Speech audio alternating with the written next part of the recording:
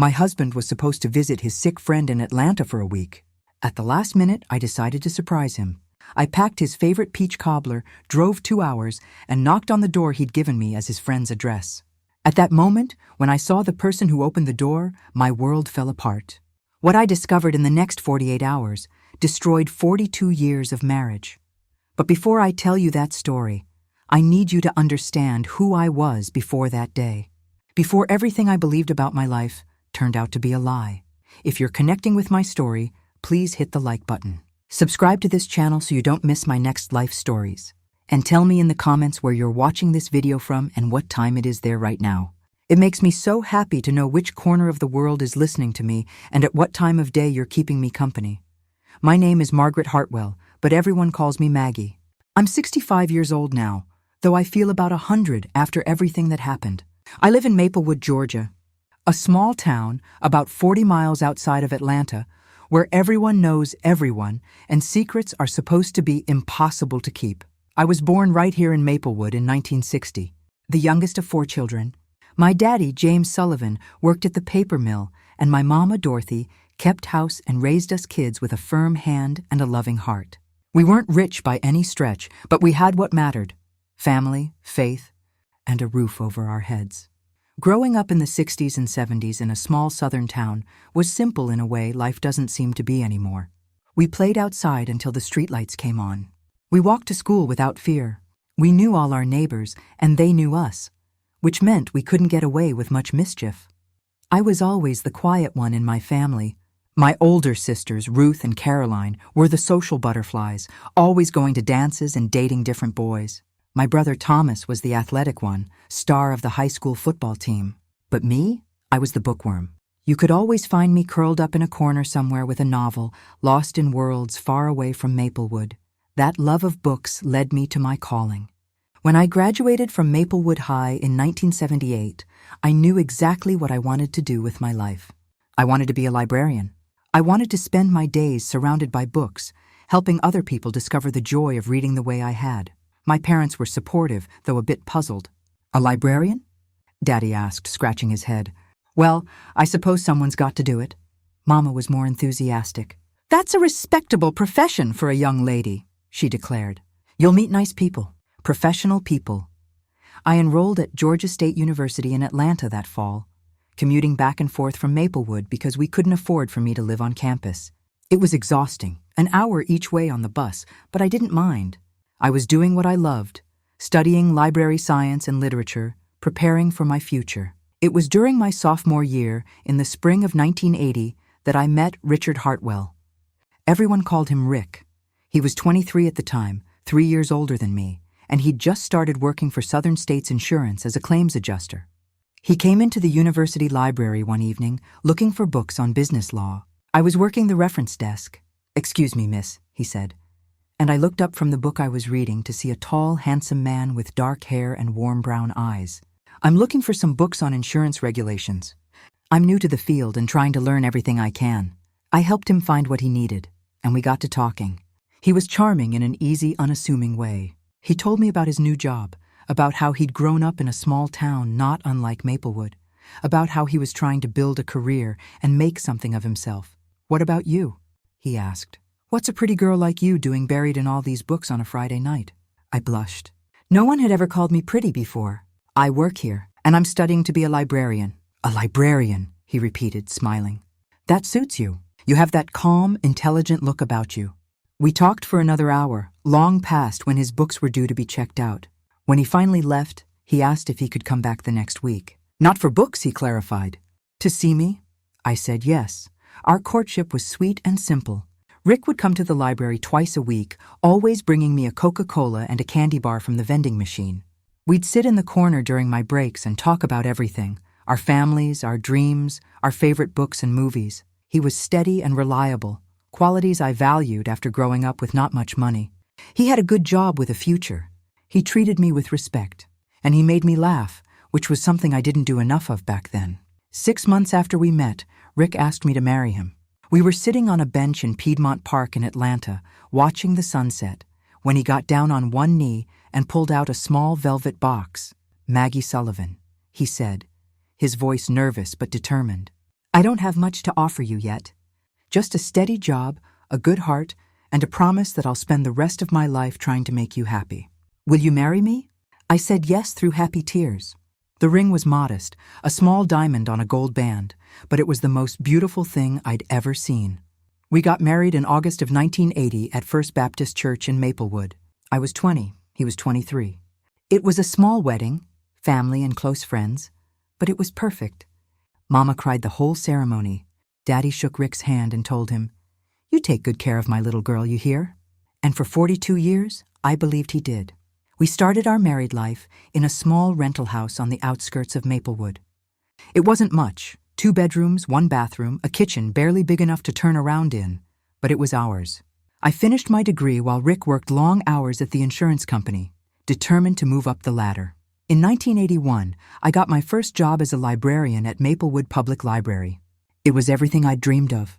I spent my days organizing books, helping patrons find what they needed, reading to children during story hour. The pay wasn't much, but I didn't care. I loved my work. Rick was doing well too. He was promoted to senior claims adjuster in 1982, which came with a modest raise. We started talking about starting a family. Our daughter, Sarah, was born in March of 1983. I was 23 years old. And holding that tiny baby in my arms for the first time was the most overwhelming feeling I'd ever experienced. Pure love, pure joy, pure terror that I'd somehow mess it up. Rick was a devoted father from day one. He'd come home from work and immediately take Sarah from me so I could rest. He'd walk her around the house at night when she was fussy, singing to her in his off-key voice. "That's my girl," he'd say. "Daddy's precious girl." Our son Daniel came along 2 years later in 1985. With 2 babies under 3, life got hectic. I took a leave of absence from the library to stay home with the children.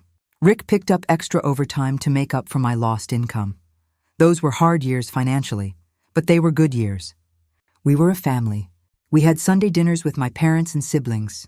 We went to church every week. We took the kids to the park and read them bedtime stories and tucked them in with kisses. Rick was the kind of father every woman hopes her children will have. Patient, loving, present. He coached Daniel's Little League team and attended every one of Sarah's dance recitals.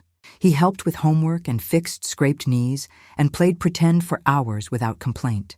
In 1990, when Sarah was 7 and Daniel was 5, I went back to work at the library. Part-time at first, then full-time as the kids got older. Rick had been promoted again, this time to claims manager.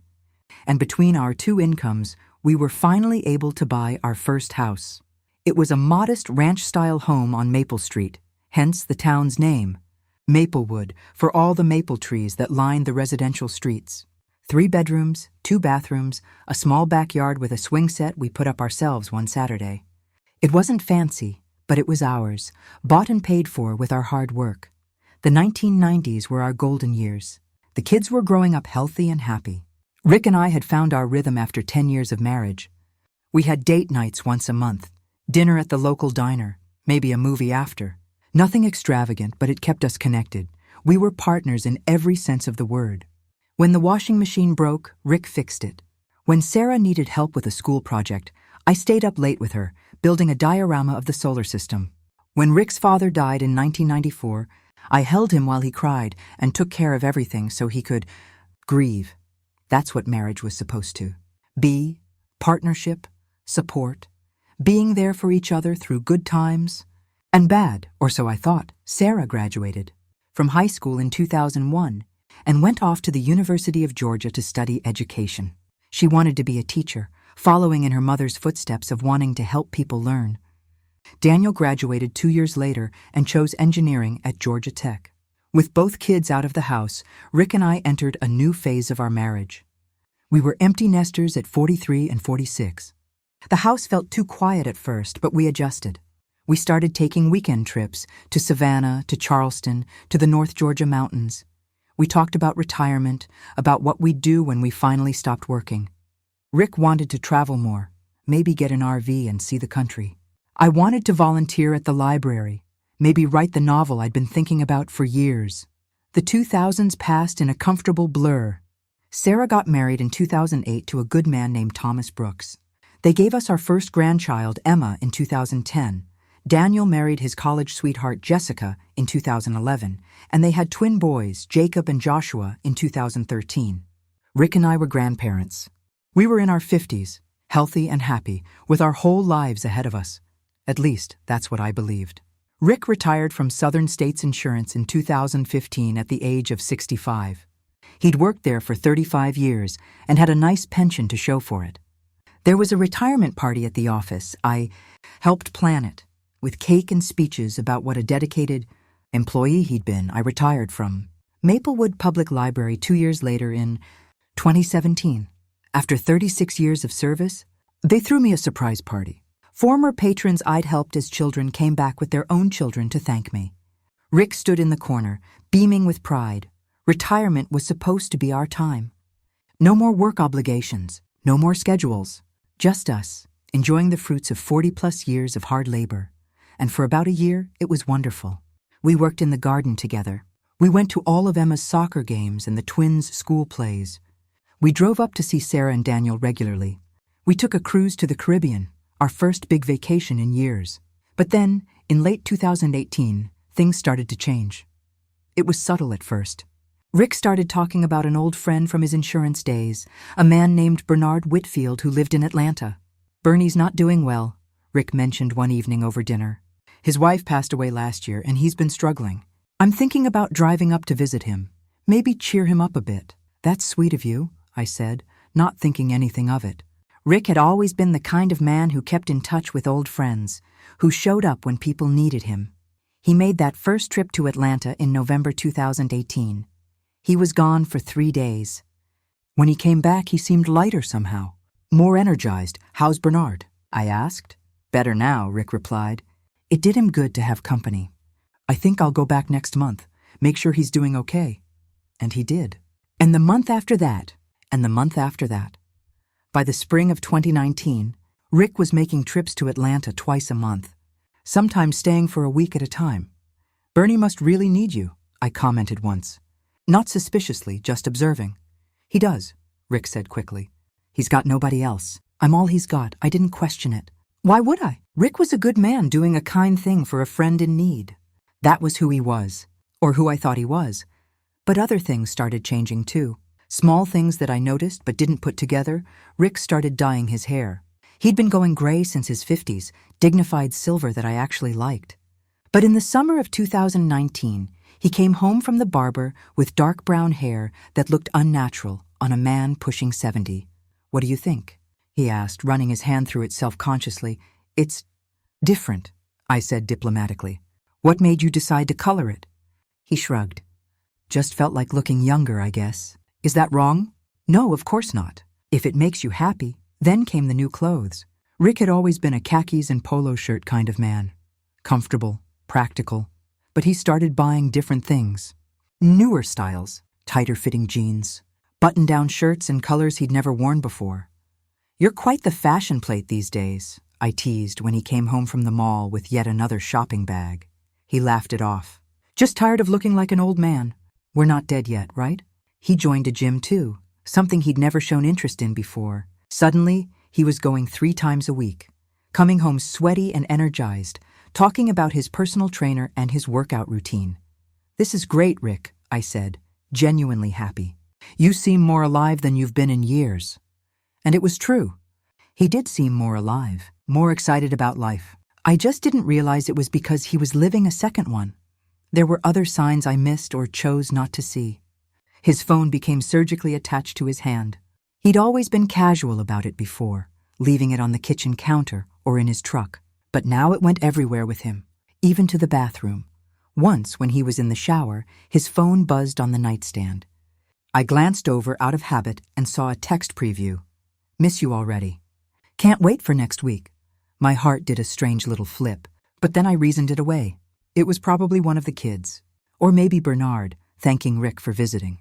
When Rick came out of the shower, I mentioned it casually. You got a text? Someone misses you already. He froze for just a second, then smiled. Oh yeah? Probably Bernie. He always gets sentimental after I leave. I nodded, accepting the explanation. Why wouldn't I? Our intimate life had changed too, but I'd attributed that to age.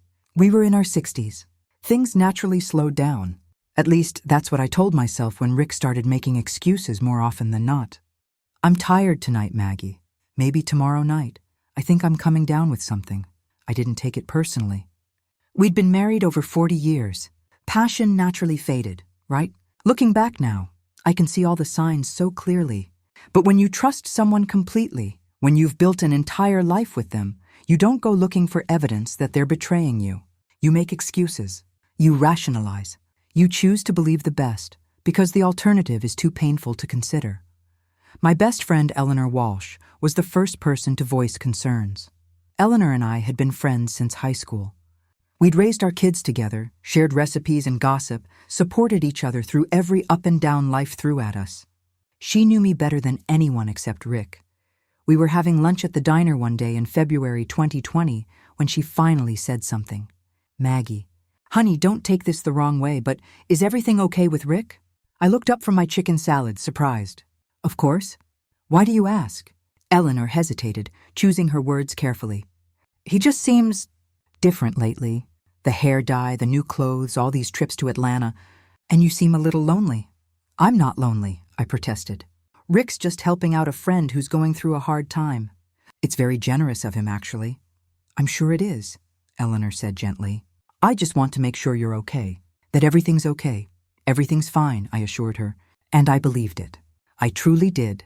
Until March 2020, when everything fell apart. It started with a phone call on a Tuesday evening. Rick was in his armchair watching the news when his phone rang. He looked at the screen, excused himself, and went into the bedroom to take the call. I could hear his voice through the door, low and urgent, but I couldn't make out the words. When he came back 20 minutes later, he looked troubled. Everything all right? I asked. That was Bernie, he said, sitting back down. He's not doing well at all. I need to go up to Atlanta, stay with him for a week or so. Oh no, I said, genuinely concerned for this friend I'd never met. Is he sick? Yeah, some kind of infection. He's weak, doesn't want to be alone. I told him I'd come up, help him get back on his feet. Should I come with you? I could help take care of him too. No, Rick said quickly. He's embarrassed, you know? Doesn't want a woman he doesn't know seeing him in that condition. Male pride and all that. It made sense at the time. Men could be funny about that kind of thing. When are you leaving? I asked. Tomorrow morning. I'll throw some things in a bag tonight. That night, I lay awake thinking about Bernard. This man I'd never met, who'd been taking up so much of my husband's time and attention for the past year and a half. I thought about how kind Rick was, how devoted to his friends. How lucky Bernard was to have someone who cared so much. I thought about how I could do something nice for Rick. Something to show him how much I appreciated his generous heart. That's when I got the idea that would change everything. The next morning, Wednesday, I got up early and made Rick's favorite breakfast. Buttermilk pancakes with real maple syrup, crispy bacon and strong black coffee. While he was in the shower, I packed him a cooler with sandwiches and snacks for the drive. You didn't have to do all this, he said, kissing my cheek as he loaded his suitcase into his truck. I wanted to. You're doing such a good thing taking care of Bernard. It's one of the things I love most about you. Something flickered across his face. Guilt, maybe, though I didn't recognize it at the time. I'll call you when I get there, he said. Drive safe. Tell Bernard I'm praying for him. He nodded, climbed into his truck, and drove away. I watched until his truck disappeared around the corner, then went back inside to clean up the breakfast dishes. That's when the idea solidified in my mind. I would bake Rick's favorite peach cobbler and surprise him in Atlanta. I'd drive up tomorrow, bring it while it was still fresh, maybe take Bernard some too. It would be a nice gesture, and I could finally meet this friend who'd been so important to Rick lately. I spent the rest of Wednesday baking. I made 2 cobblers, one for Rick and Bernard, one for me to keep at home for when Rick got back. The house filled with the sweet smell of cinnamon and peaches, and I hummed to myself as I worked. I was so pleased with myself, so proud of my thoughtfulness, so completely ignorant of what I was about to discover. Thursday morning, I woke up early and called Rick. Hey, sweetheart, he answered, sounding distracted. Everything okay? Everything's fine. I just wanted to check on you and Bernard. How is he? Not great, but I'm here with him. He's resting now. Good. You take care of him. I'll talk to you later. After we hung up, I wrapped the peach cobbler carefully in aluminum foil, packed it in a basket with paper plates and plastic forks, and loaded it into my Buick. I didn't tell Rick I was coming. That would ruin the surprise. I pulled out the slip of paper where Rick had written Bernard's address months ago, the first time he'd gone to visit. 1847 Riverside Drive, Atlanta, GA. I plugged it into my GPS and started driving. The drive took about 2 hours. I listened to the radio, sang along to oldies, and thought about how happy Rick would be to see me. How we'd all sit together, me, Rick, and Bernard, and eat peach cobbler, and I'd finally get to meet this friend who meant so much to my husband. I found Riverside Drive easily enough. It was a nice neighborhood of townhouses and small homes, tree-lined streets, quiet and well-maintained. Middle class, respectable. Number 1847 was a 2-story townhouse with a blue door and a small front porch. There were flowers in pots on either side of the door, pansies, cheerful and well-tended. Rick's truck wasn't in the driveway, but that didn't worry me. He'd probably parked in the garage or around back, or maybe he'd run to the store to get supplies for Bernard. I picked up the basket with the cobbler, walked up the front path, and knocked on that blue door, and waited, and waited. I was about to knock again when I heard footsteps inside. The door opened. A woman stood there. She was in her early 50s, with shoulder-length auburn hair and warm hazel eyes. She was wearing jeans and a soft pink sweater, and she had a dish towel in her hands like she'd been washing dishes. She looked at me with polite confusion. "Can I help you?" I stared at her, my mind trying to process what I was seeing. This wasn't Bernard. This wasn't a sick old man who needed Rick's help. This was a woman. A woman answering the door of the address Rick had given me as his friend's house. I'm looking for Bernard Whitfield," I stammered. The woman's confusion deepened. "I'm sorry, there's no one by that name here. Just me and my husband. You must have the wrong address." "My husband," she said. "My husband. What's your husband's name?" I heard myself ask. "Richard," she said. "Richard Miller." "Why do you, Richard?" Rick was short for Richard.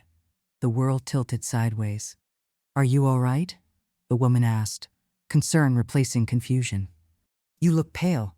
Would you like to come in and sit down?" I should have left. I should have run back to my car, driven home, and pretended this never happened. But I didn't. I nodded and followed her inside. The woman, Victoria, though I didn't know her name yet, rushed forward as the basket slipped from my hands and hit the floor. Peaches and cobbler splattered across her hardwood entryway, the aluminum foil tearing open, the sweet smell filling the air. "Oh my goodness," she said, kneeling down. "Don't worry about it. Are you okay? You look like you're about to faint." I couldn't speak. I couldn't move. My eyes were fixed on the wall directly across from the front door, in a place of honor where no one could miss it. A wedding photo. Rick, my Rick, in a suit I'd never seen, standing next to this woman in the white dress, both of them smiling at the camera. "Ma'am?" Victoria touched my arm gently. "Please, sit down. You're white as a sheet." She guided me into the living room, her hand on my elbow, and eased me onto a cream-colored sofa. I sat mechanically, my mind racing, trying to make sense of what I was seeing. The living room was tastefully decorated. A flat-screen TV on the wall, bookshelves filled with books, more photos scattered around. Rick at a barbecue, Rick on a beach somewhere, Rick and this woman at what looked like a restaurant, their heads close together, smiling. But no photos of our children. No photos of our grandchildren. Nothing from the life I knew. "Let me get you some water," Victoria said, disappearing into what I assumed was the kitchen. I should have left then. I should have run out that door, gotten in my car, and driven away. But I couldn't make my legs work. I just sat there, numb with shock, staring at the life Rick had built without me. Victoria returned with a glass of water and handed it to me. I took it automatically, held it in my shaking hands. "Thank you," I whispered. She sat down in the armchair across from me, her face kind and concerned. "Are you sure you're all right? Should I call someone for you?" "No," I managed. I think I'm confused. I was looking for 1847 Riverside Drive. This is 1847 Riverside Drive, she confirmed. And you said your husband's name is Richard Miller?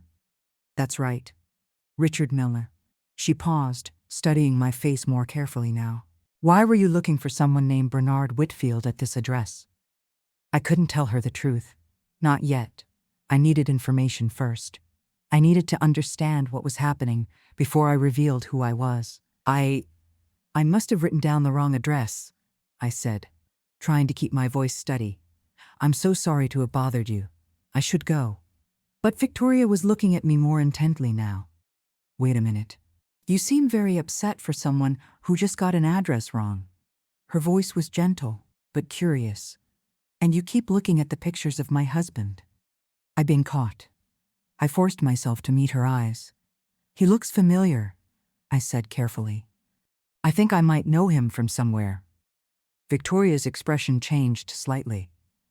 Really? Where from? I'm not sure. Maybe it's not the same person. I gestured to the wedding photo on the wall. How long have you two been together? If I was going to be here, I might as well get information. Victoria's face softened, the way women's faces do when they talk about love. We met in 2015 at an insurance industry conference. I was presenting some healthcare data. I'm a nurse, retired now, and Richard was there for his company. He came up to me after my presentation and told me it was the most interesting talk he'd heard all day. She smiled at the memory. We went for coffee, and we just clicked. 2015, the year Rick retired. Or at least, the year I thought he'd retired from working. That's lovely, I said, my voice hollow. He'd been through such a difficult time, Victoria continued, her voice taking on a sympathetic tone. His wife had passed away from cancer. It was sudden, just a few months from diagnosis to the end. He was still grieving, trying to figure out how to move forward. I almost didn't pursue anything romantic because I could see how much pain he was in. His wife had passed away. His wife. Me. Rick had told this woman I was dead. The room spun. I gripped the arm of the sofa to steady myself. Are you sure you're okay? Victoria asked again, leaning forward. You really don't look well. I'm fine, I lied. Just low blood sugar. I forgot to eat breakfast. Let me get you something, Victoria said, standing. I have some crackers and cheese, and maybe some juice would help. While she was in the kitchen, I tried to process what I'd just learned. Rick had told her I was dead. He'd said I died of cancer. He'd created an entire backstory to explain why he was available to date her, to marry her. All those trips to there was no Bernard, there never had been. He'd been coming here, to this house, to this other life he'd built, while I sat at home, trusting him completely. Victoria returned with a plate of cheese and crackers and a glass of orange juice. Here, eat something, you'll feel better. I took the plate mechanically and ate a cracker I couldn't taste.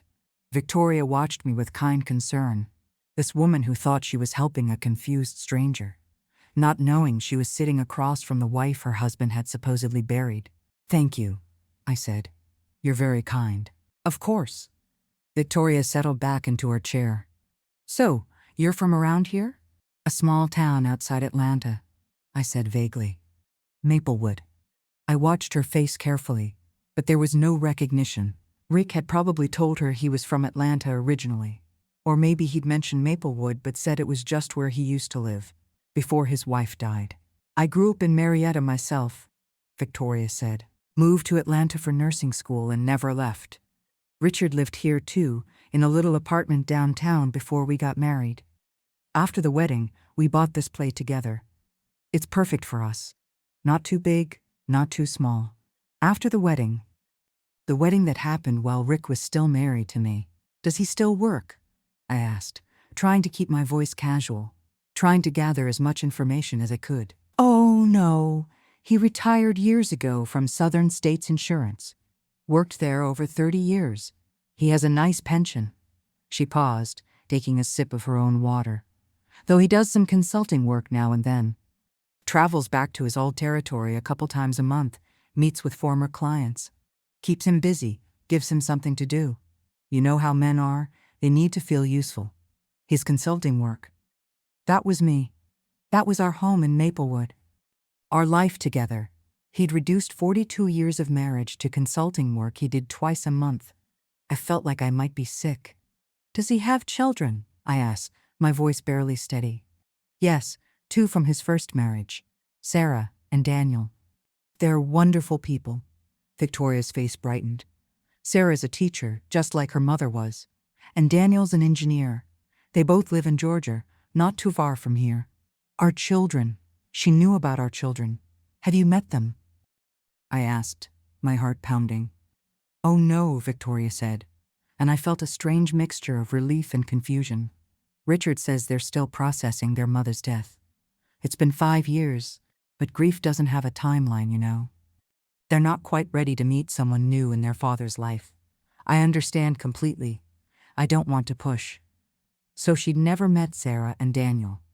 Rick had kept that part of his life separate. But why would our children agree to avoid meeting their father's new wife? Unless they didn't know she existed. Unless Rick had never told them about Victoria. The pieces were starting to come together, and the picture they formed was even more horrifying than I'd imagined. Did they call him? Visit him? I pressed, needing to understand the full scope of his deception. Oh, they call sometimes, Victoria said. And Richard visits them when he's doing his consulting work in that area. He stays over sometimes, catches up with them. But they haven't been here. Not yet. Richard says they're just not ready. My God. He'd compartmentalized everything. Sarah and Daniel thought he was visiting Bernard in Atlanta. They had no idea their father had remarried. They probably called him on his cell phone, and he'd answer from this house, this life, and they'd never know the difference. And when he was home with me in Maplewood, Victoria thought he was traveling for work. He created 2 completely separate lives, and neither woman, neither family, knew the other existed.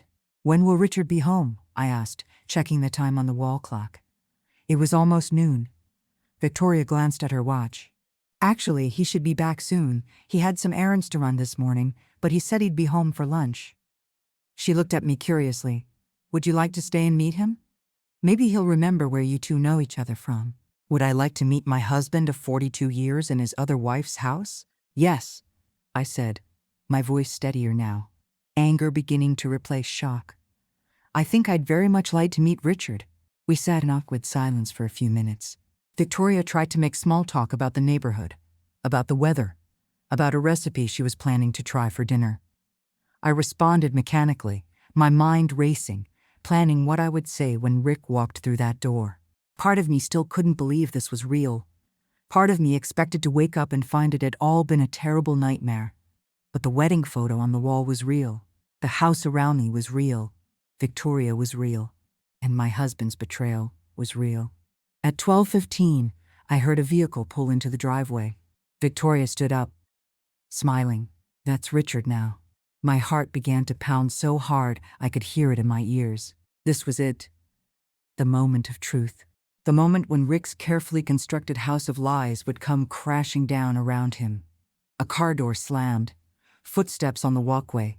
Keys jingling. The front door opened. And there he was. My husband.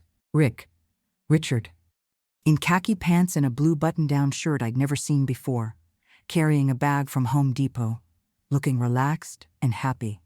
Looking like a man without a care in the world. He stepped inside, shut the door behind him, and called out, "Honey, I'm home. Got that shelf bracket you wanted for the..." He looked up and saw me sitting on his sofa in his other house with his other wife. The color drained from his face. The Home Depot bag fell from his hand and hit the floor with a crash. "Maggie," he whispered, the name barely audible. Victoria looked from Rick to me, confusion crossing her face. "Richard? You know this lady?" I stood up slowly, my legs shaking but somehow holding me. I'd waited 42 years to see what my husband's true face looked like. Now I finally knew. "Hello, Rick," I said quietly. Or should I say, "Richard?" Rick's mouth opened and closed, but no sound came out. He looked like a man who'd seen a ghost, which, in a way, he had. He'd killed me off 5 years ago in his stories to Victoria. And here I was, risen from the dead, standing in his other living room. Victoria's confusion was deepening into concern. Richard, what's going on? Who is this woman? How does she know you? Rick couldn't seem to find his voice.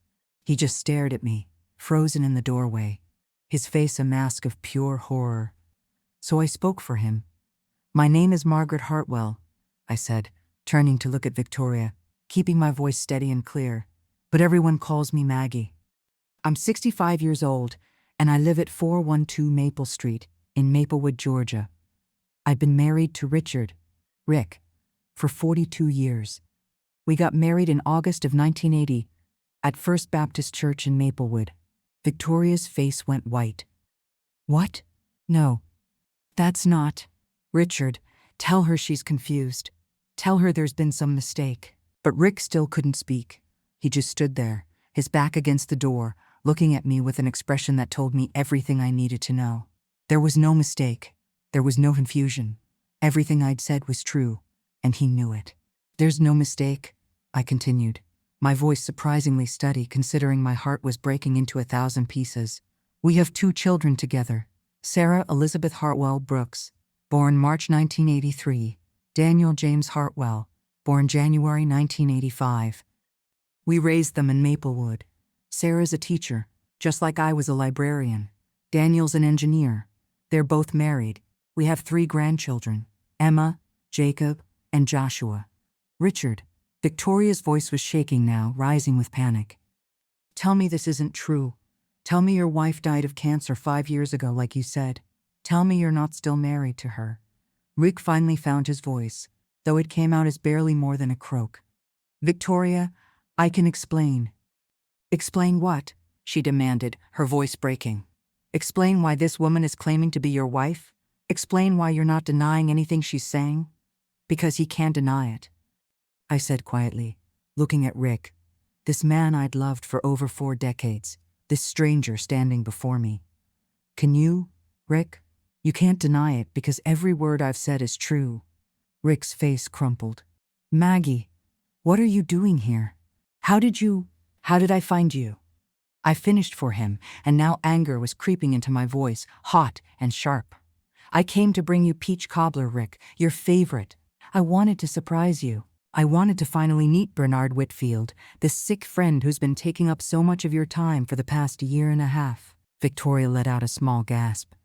Bernard Whitfield. Richard, you told me you were doing errands this morning. You said you'd be home for lunch. Why is she talking about Bernard Whitfield? I turned to her, and despite everything, I felt a surge of sympathy for this woman. She was a victim too, in her own way. There is no Bernard Whitfield, I told her gently. There never was. It was the name Rick gave me for this address.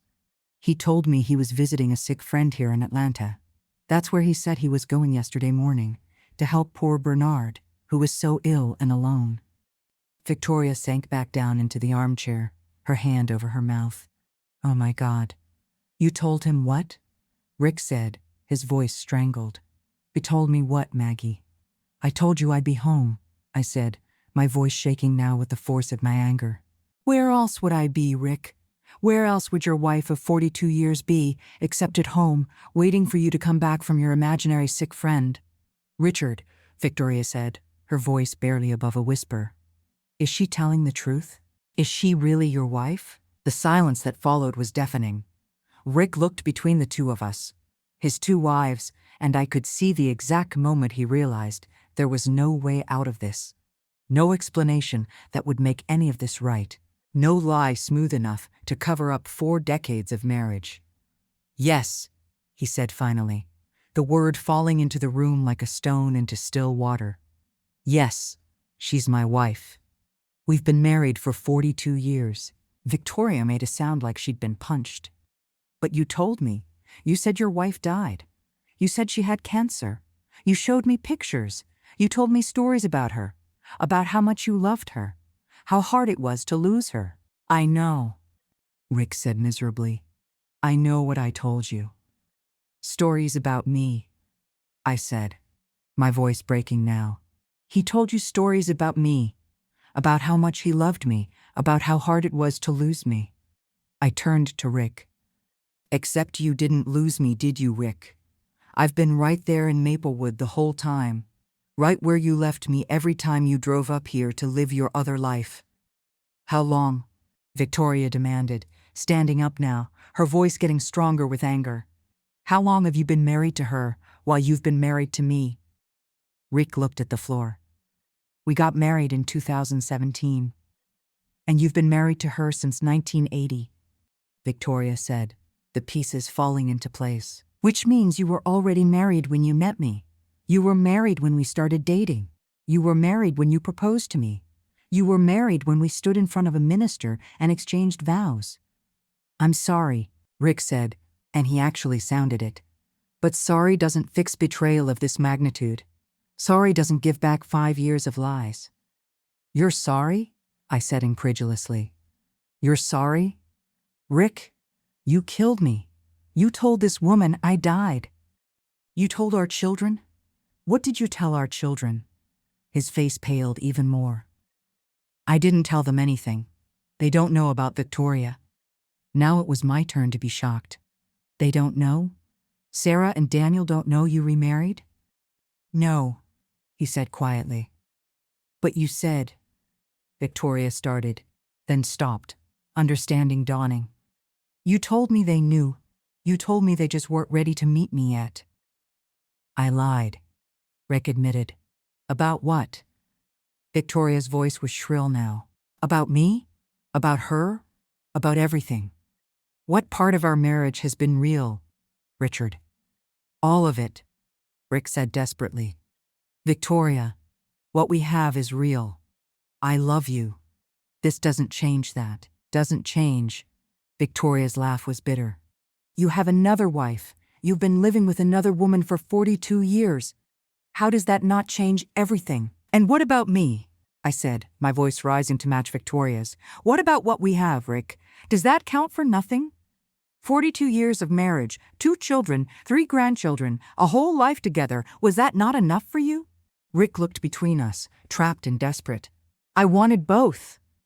You wanted everything without consequences, I finished for him.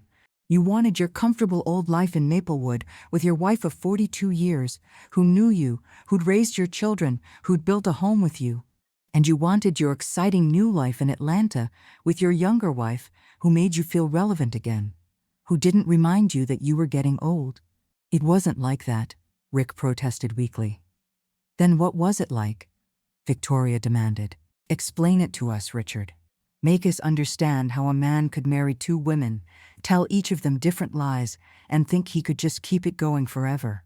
Rick sank down onto the arm of the sofa, his head in his hands. When he spoke, his voice was muffled.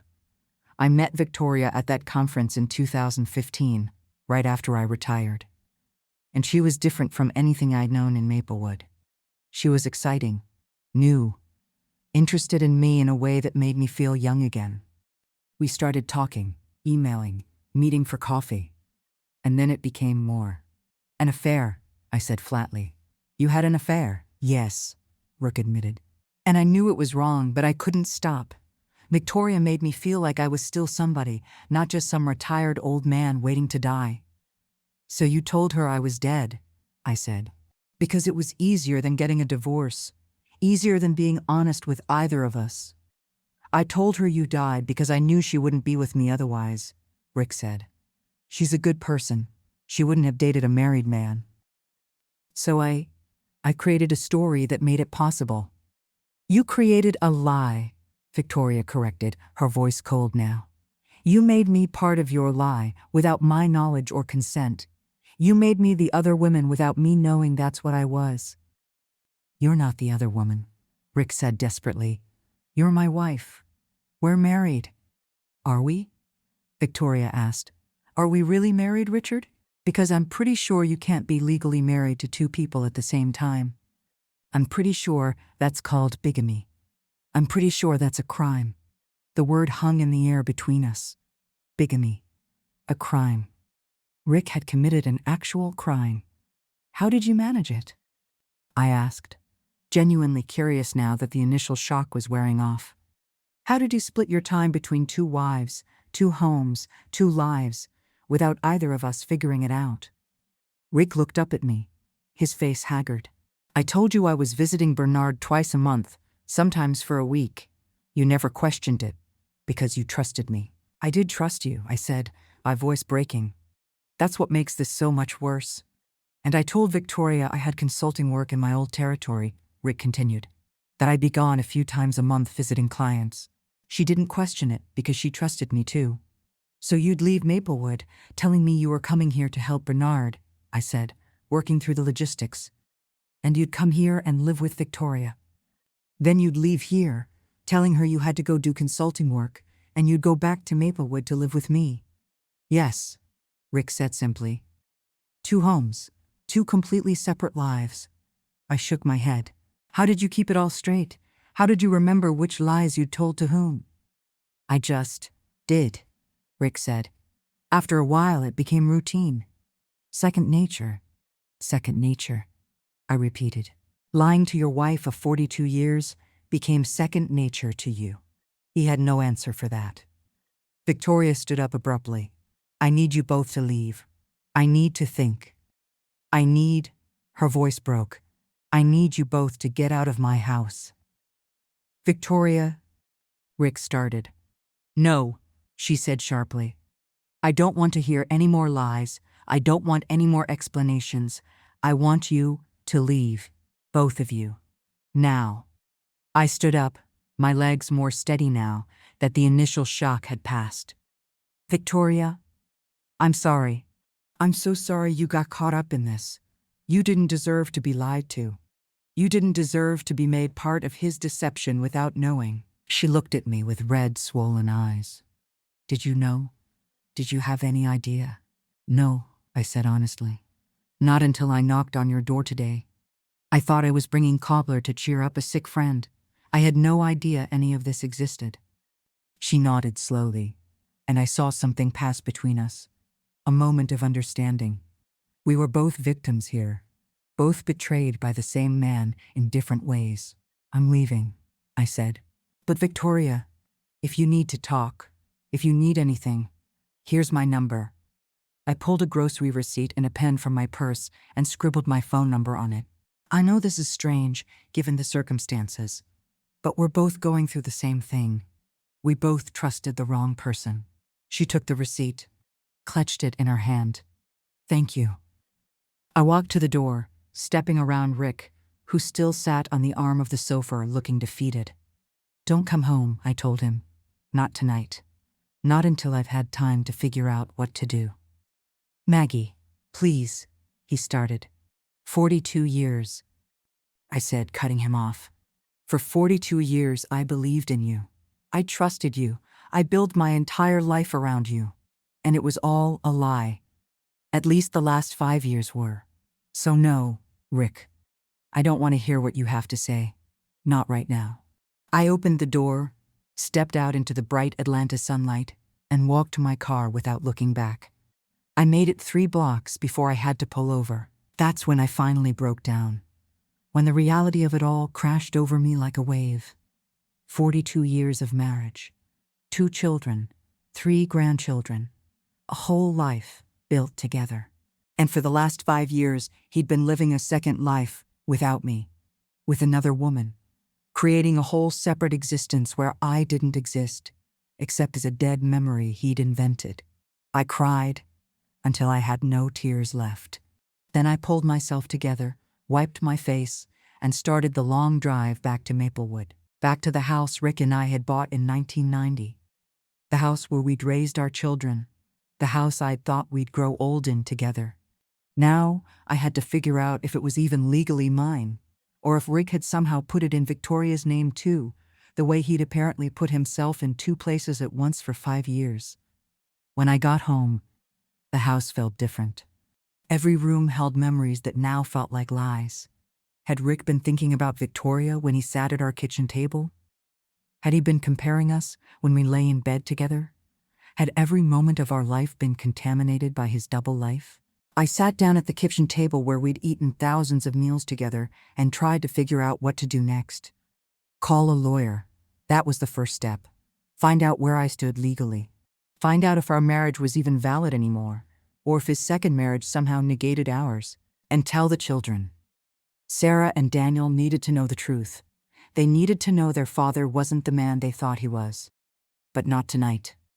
Tonight, I was too exhausted, too broken, too overwhelmed to do anything but sit in the growing darkness and mourn the death of my marriage.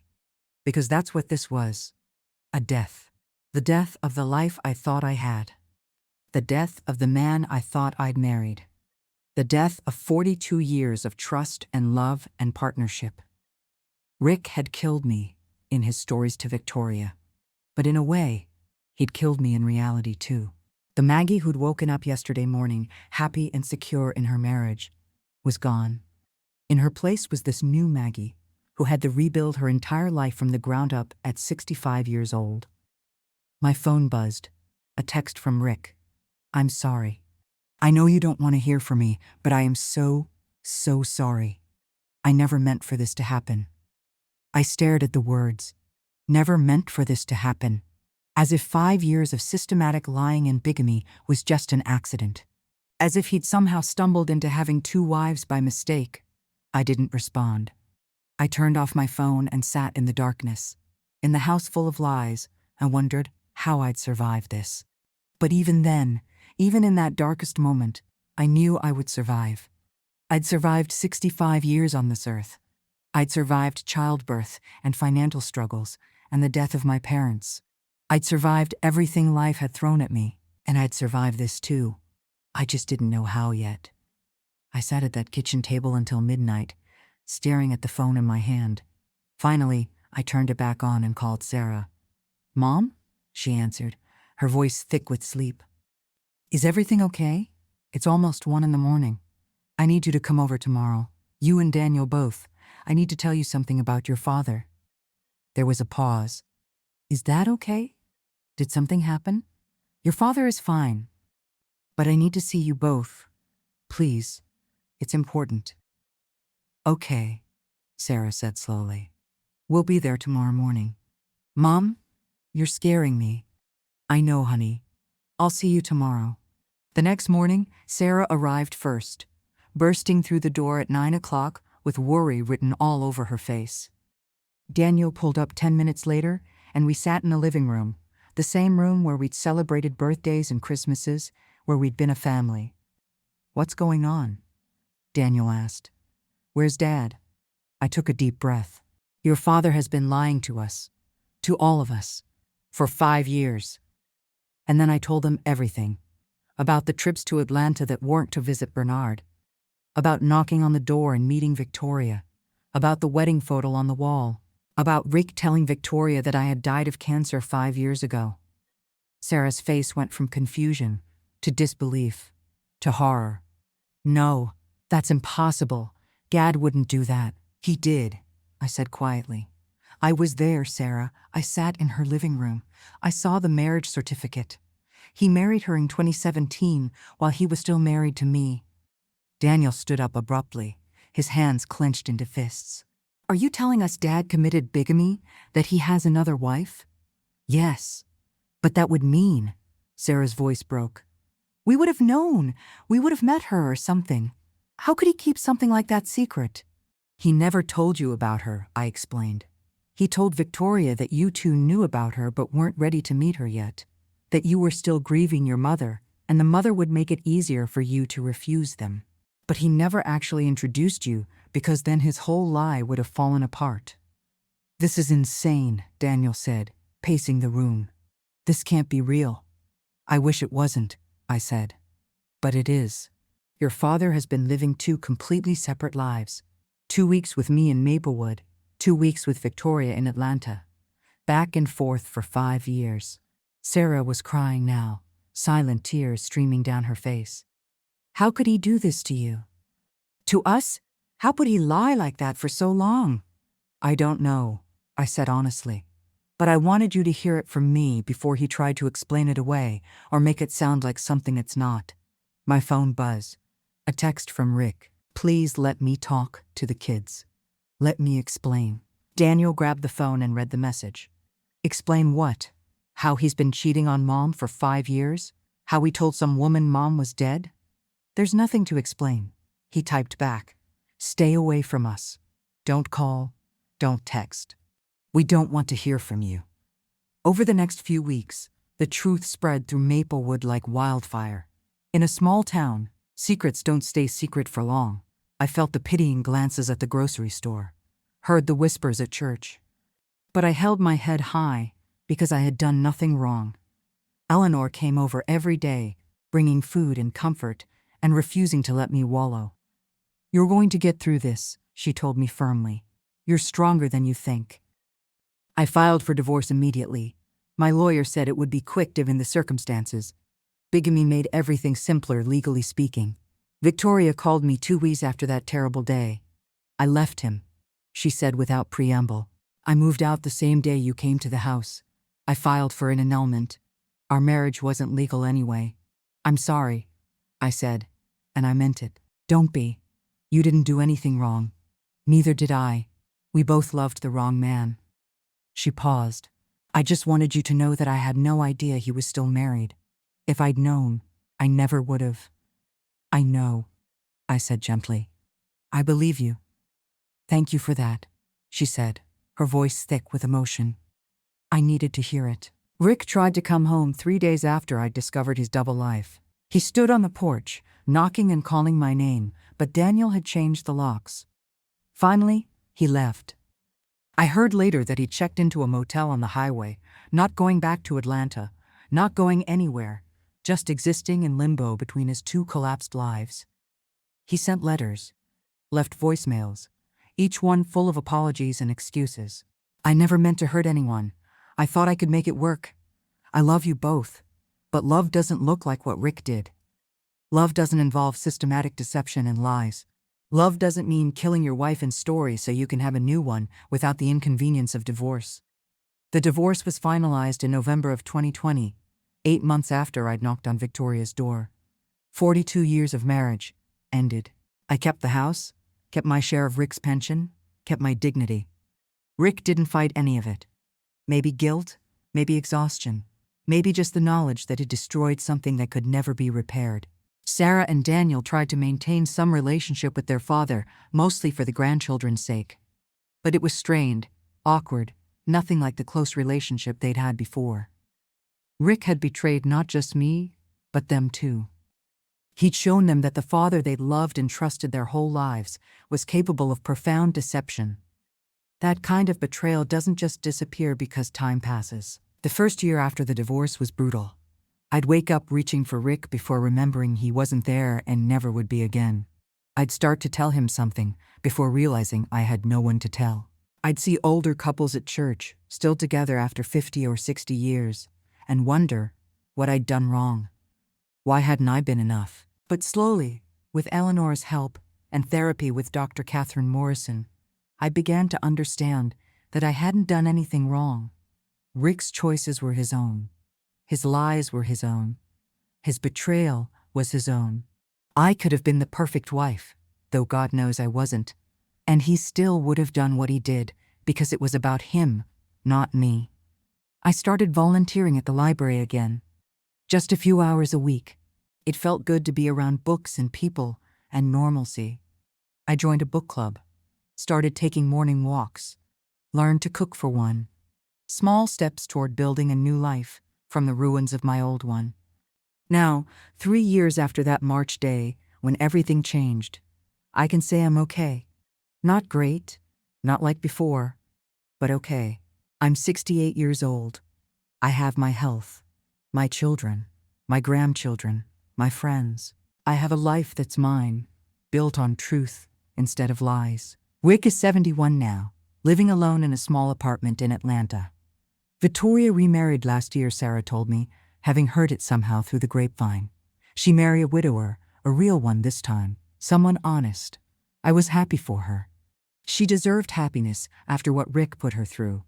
As for Rick, he's tried multiple times to reconcile with the kids, with varying success. Sarah sees him occasionally, brief visits that leave her upset for days. Daniel refuses to see him at all. The grandchildren know Grandpa did something bad. though they're too young to understand the full story. Maybe someday, when they're older, they'll ask. And maybe by then, I'll have figured out how to explain it in a way that doesn't make their grandfather sound like a monster, though I'm not sure that's possible. I've learned hard lessons from all this. I've learned that you never really know someone, no matter how long you've been married to them. I've learned that trust, once broken, can never be fully repaired. I've learned that people are capable of extraordinary deception when they want something badly enough.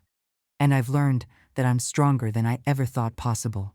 If you're listening to my story, and you're going through something similar, I want you to know something. You will survive this. It doesn't feel like it right now, but you will. The betrayal will always hurt.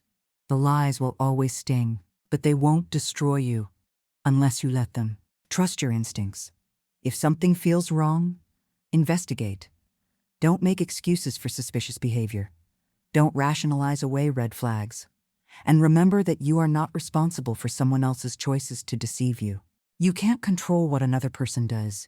You can only control how you respond. I chose to survive. I chose to heal. I chose to build a new life from the ashes of my old one. And 3 years later, I can honestly say I'm glad I discovered the truth, as painful as it was. Because living a lie is no life at all. The hardest part wasn't the divorce or the gossip or even the loneliness. The hardest part was looking back at 42 years of memories and wondering which ones were real. Did Rick love me on our wedding day? Or was I just convenient? Was he happy when our children were born? Or were they obligations? Did any of those quiet evenings on the porch, any of those Sunday dinners, any of those moments I treasured, did any of them mean to him what they meant to me? I'll never know, and I've had to make peace with that uncertainty. I choose to believe that most of it was real, that for most of our marriage, Rick did love me, that something changed in him after retirement, some crisis of aging or relevance that made him seek out excitement in the worst possible way. It's the only explanation that lets me keep some of my good memories intact. Eleanor tells me I'm too generous, that Rick doesn't deserve my charitable interpretation of his motives. Maybe she's right, but holding on to anger and bitterness would only poison my own life. Rick has to live with what he did. I don't have to let it define me. I've started dating, if you can call it that, at 68. Nothing serious, just coffee with a retired teacher from church, dinner with a friend of Eleanor's husband. It feels strange after 42 years with one person, but it also feels like possibility, like maybe, someday, I could trust someone again. Maybe not completely. I don't know if I'm capable of that kind of trust anymore, but enough. Enough to build something real on a foundation of honesty. The house doesn't feel haunted anymore. I've redecorated, changed things, made it mine instead of ours. I planted new flowers in the garden, painted the bedroom a color Wick would have hated, bought furniture I chose without considering anyone else's opinion. Small acts of independence that help me remember I'm my own person, not just half of a couple that no longer exists. If this story resonated with you, please hit the like button, subscribe to this channel for more life stories, and tell me in the comments, have you ever had to rebuild your life after betrayal? What helped you move forward? Thank you for listening to this old woman's story. Thank you for keeping me company wherever you are in the world, whatever time of day it is for you. My name is Maggie Hartwell. I'm 68 years old. I'm a mother, a grandmother, a retired librarian, and a survivor. And I'm still here, still standing, still learning that it's never too late to start over. On the screen, you can see 2 more life stories I strongly recommend. There are many more waiting on my channel. Don't forget to subscribe. See you in the next life story.